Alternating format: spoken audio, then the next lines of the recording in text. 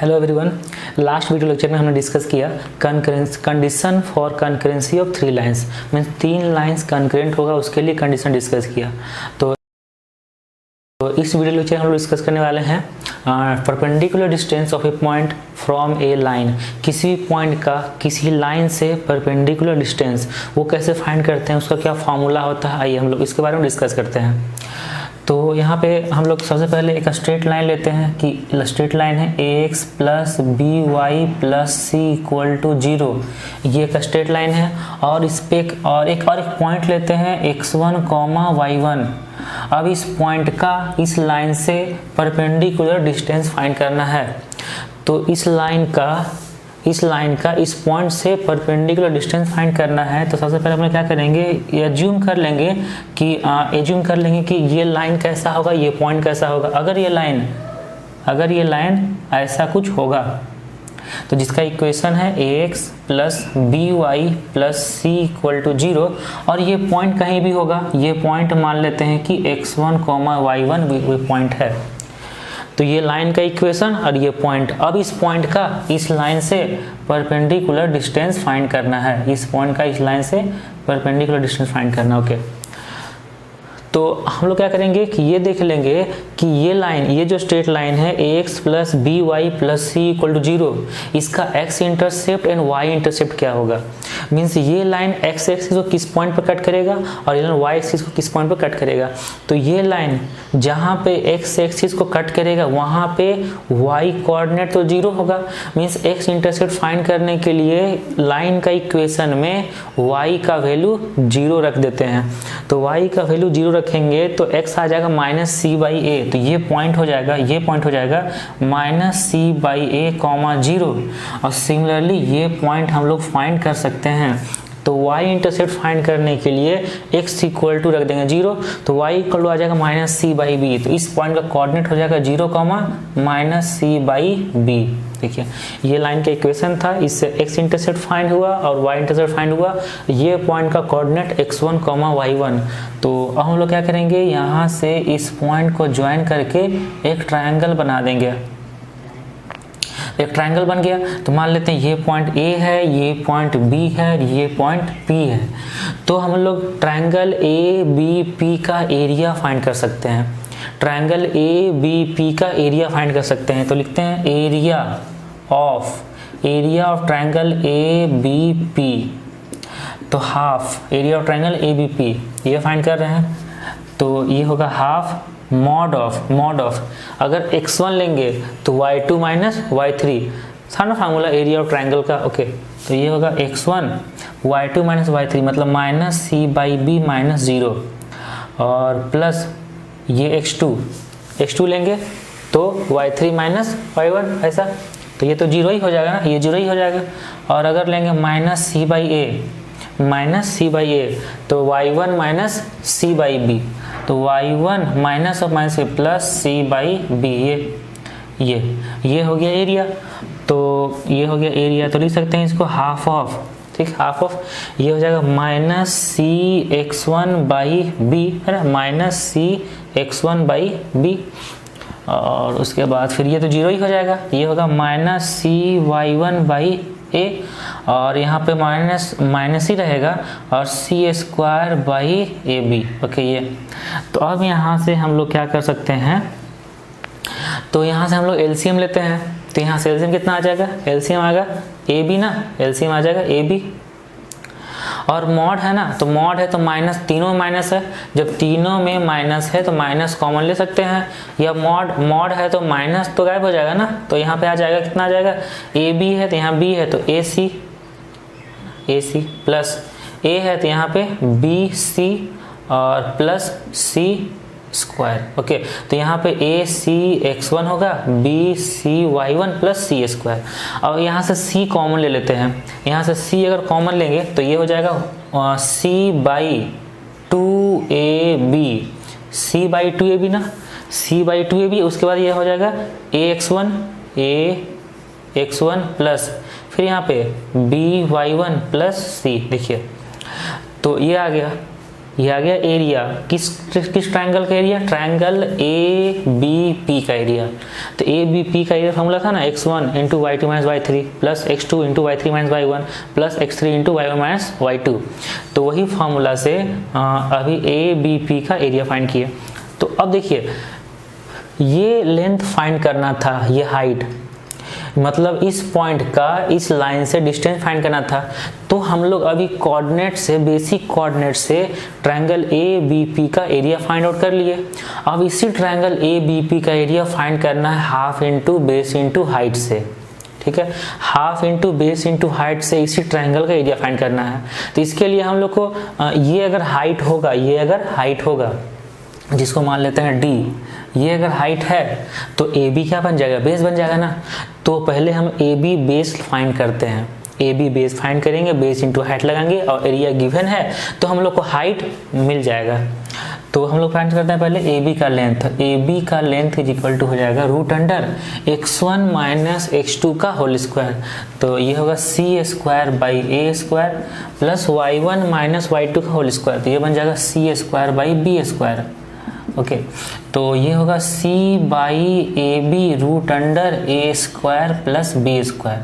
सी square common लिए और उसके बाद एलसीएम ले लिए तो A square plus B square by A square B square, और उस A square B square divide में था उसको बाहर निकालते c by A B root under A square plus B square आया। ओके ये हो गया ए बी साइड लेंथ। और अब हम लोग दोनों एरिया को इक्वेट कर सकते हैं। पहले हम लोग एरिया फाइंड करते हैं, area of triangle A B P ये हो जाएगा half into A B into height D. Half into base into height ना, बेस हो गया ए बी तो हाइट हो गया डी। तो अब हम लोग यहाँ लिख सकते हैं हाफ ऑफ ए बी का length C by A B और root under A square plus B square into D distance था। अब ये दोनों एरिया को इक्वेट कर देंगे क्योंकि ये दोनों एरिया सेम ट्रायंगल का एरिया है ना, तो ये दोनों एरिया को इक्वेट करेंगे। तो यहाँ पे लिख सकते हैं हाफ इंटू वो वाला C by A B root under A square plus B square into D equal to ये। तो इसको लिखेंगे C by 2ab and mod of A x1 plus B y1 plus C. देखिए अब दोनों साइड से क्या कैंसिल हो जाएगा, c बाई 2ab और c बाई 2ab कैंसिल हो गया ना। तो क्या बचा d इक्वल टू जो डिस्टेंस था d, तो उसको लिख सकते हैं ax1 plus by1 plus c का मॉड बाई में ये root under A square plus B square. तो यही है किसी पॉइंट का किसी लाइन से डिस्टेंस। तो ये जो डिस्टेंस आया है इसको हम लोग शॉर्टकट में कैसे याद रख सकते हैं। लाइन का इक्वेशन था ax plus B Y plus C equal to 0 और वो पॉइंट का कोऑर्डिनेट था x1 y1। तो ये जो डिस्टेंस आया है ये डिस्टेंस, तो ये डिस्टेंस हम लोग कैसे फाइंड करेंगे, डायरेक्ट इतना लंबा प्रोसेस नहीं लगाएंगे, ये था इस फार्मूला का प्रूफ के लिए। तो हम लोग क्या करेंगे, कैसे याद रखेंगे कि ये जो पॉइंट है x1 y1 ये इस लाइन में सेटिस्फाई करवाएंगे, मतलब ax1 प्लस बी वाई1 प्लस सी जो यहाँ पे लिखा हुआ है। तो ax1 प्लस बी वाई1 प्लस सी डिवाइडेड बाई मतलब वो पॉइंट को उस लाइन में रख देंगे तो जो भी आएगा उसका mod divided by root under x का कोफिशिएंट कितना a और y कोफिशिएंट b है ना, तो root under divided by root under A square plus B square. तो इसका फॉर्मूला हो गया ax1 प्लस बी वाई1 plus C by root under A square plus B square. ये आ गया किसी पॉइंट का किसी लाइन से परपेंडिकुलर डिस्टेंस का फॉर्मूला। ठीक है, तो अब हम लोग डिस्कस करते हैं distance between two parallel lines. किसी भी दो पैरेलल लाइन के बीच का डिस्टेंस कितना होगा वो फाइंड करेंगे। तो अगर कोई दो लाइन पैरेलल है तो उसके बीच का डिस्टेंस हमेशा कांस्टेंट होगा। किसी भी पॉइंट पर वो दोनों लाइन के बीच का डिस्टेंस फाइंड करेंगे तो वो सेम होगा। तो वही डिस्टेंस फाइंड करना है कि दो लाइन का बीच का डिस्टेंस और वो दोनों लाइन पैरेलल है, तो टू पैरेलल लाइंस के बीच का डिस्टेंस कैसे फाइंड करेंगे। तो सबसे पहले हम लोग एज्यूम कर लेते हैं कि दो पैरेलल लाइंस का इक्वेशन। तो ये हो जाएगा a1x plus b1y plus c1 equals to 0। और अगर कोई दो लाइन पैरेलल है तो उसका स्लोप तो इक्वल होता है। तो जब दो लाइन पैरेलल है स्लोप इक्वल होगा। और स्लोप कहाँ से आता है? स्लोप क्या होता है? x कोऑर्डिनेट का minus of x coefficient, sorry minus of x coefficient by y coefficient. मतलब इस लाइन का स्लोप कितना है? माइनस a1 बाई b1 ना। इस लाइन का स्लोप है माइनस a1 बाई b1। तो अगर दो लाइन पैरेलल है तो उसका स्लोप इक्वल होगा। स्लोप हम लोग फाइंड कर सकते हैं x और y कोफिशिएंट से। मतलब अगर दो लाइन पैरेलल है तो उसका x coefficient y coefficient same होगा। और अगर दो लाइन पैरेलल है और डिफरेंट है तो सिर्फ कांस्टेंट टर्म ही उसका अलग होगा। तो दूसरा पैरेलल लाइन का इक्वेशन हम लोग एज्यूम कर सकते हैं a1x plus b1y plus c2 equals to 0। देखिए ये दो लाइन पैरेलल है कि नहीं। देखिए फर्स्ट लाइन का स्लोप क्या हो जाएगा? Minus a1 by b1 and second line का slope minus a1 by b1 है ना। मतलब ये दो लाइन का स्लोप इक्वल है, मतलब ये दो लाइन पैरेलल है। तो जब भी कोई दो पैरेलल लाइन होता है तो उसका x का कोफिशिएंट y कोफिशिएंट सेम होता है। मतलब दोनों लाइन में x कोफिशिएंट और y कोफिशिएंट जो रेशियो है ना वो सेम होगा। तो इक्वल कर देना है। तो a1 है, b1 है, तो मतलब ये दोनों लाइन पैरेलल है। अब जब ये दो लाइन पैरेलल है तो ये दोनों के बीच का डिस्टेंस फाइंड करना है। तो ये दोनों लाइन का बीच का डिस्टेंस फाइंड करने के लिए सबसे पहले ये जूम कर लेते हैं कि लाइन कैसा है। मान लेते हैं कि ये दोनों लाइन है। तो इस लाइन का इक्वेशन है a1x plus b1y plus c1 equal to 0 and इस लाइन का equation a1x plus b1y plus c2 equal to 0। Okay, अब ये दोनों के बीच का डिस्टेंस है d, जो हम लोग को फाइंड करना है डिस्टेंस d। तो इस लाइन पर, ये जो फर्स्ट लाइन है, इस लाइन पर कोई भी पॉइंट तो होगा कहीं ना कहीं। तो ये जो पॉइंट होगा, ये पॉइंट मान लिए हम लोग कि x1, y1 है। ये पॉइंट ऐसे ही जनरल पॉइंट मान लिए कि इस लाइन पर कोई जनरल पॉइंट है x1, y1। तब ये पॉइंट अगर है तो ये इस लाइन को सेटिस्फाई करना चाहिए ना, क्योंकि उस लाइन अप्लाई कर रहा है। तो एक इक्वेशन वहां से लिख सकते हैं। क्या लिख सकते हैं? a1 x1, ये जो पॉइंट है वो यहाँ पर रख देना है इस इक्वेशन में। a1 x1 plus b1 y1 plus c1 equals to 0 ना। यहाँ से एक इक्वेशन आया कि ये पॉइंट इस लाइन पर लाई कर रहा है। और अभी हम लोग पिछला वीडियो में पढ़े हैं, पिछला टॉपिक में पढ़े हैं कि ये पॉइंट, किसी पॉइंट का किसी लाइन से परपेंडिकुलर डिस्टेंस का फार्मूला क्या फार्मूला था कि ये पॉइंट को इस लाइन में रख देंगे और डिवाइडेड बाई इसका x और y का कोफिशिएंट का स्क्वायर का सम। तो इस पॉइंट का इस लाइन से डिस्टेंस, इस पॉइंट का इस लाइन से डिस्टेंस हो जाएगा a1 x1 plus b1 y1 plus c2 का मॉड ना बाई में root under a1 square plus b1 square. ये होगा ना। अभी हम लोग डिस्टेंस फार्मूला पढ़े हैं, इस पॉइंट का इस लाइन से डिस्टेंस का फार्मूला। अब ये जो फर्स्ट इक्वेशन था वहां से हम लोग रिप्लेस कर सकते हैं किसको? a1 x1 plus b1 y1 को। तो यहाँ फर्स्ट इक्वेशन से लिख सकते हैं ना a1 x1 plus b1 y1 equal to minus c1। तो इसी a1 x1 plus b1 y1 के प्लेस पे यहाँ पे रख देंगे माइनस c1। तो क्या हो जाएगा? माइनस c1 प्लस c2 ना। तो मतलब अब हम लोग को डिस्टेंस फार्मूला मिल गया मॉड ऑफ c2 प्लस में है तो c2 माइनस c1 का mod by root under a1 square plus b1 square. मतलब अगर दो लाइन पैरेलल है तो उसका तो x और y का कोफिशिएंट सेम होगा।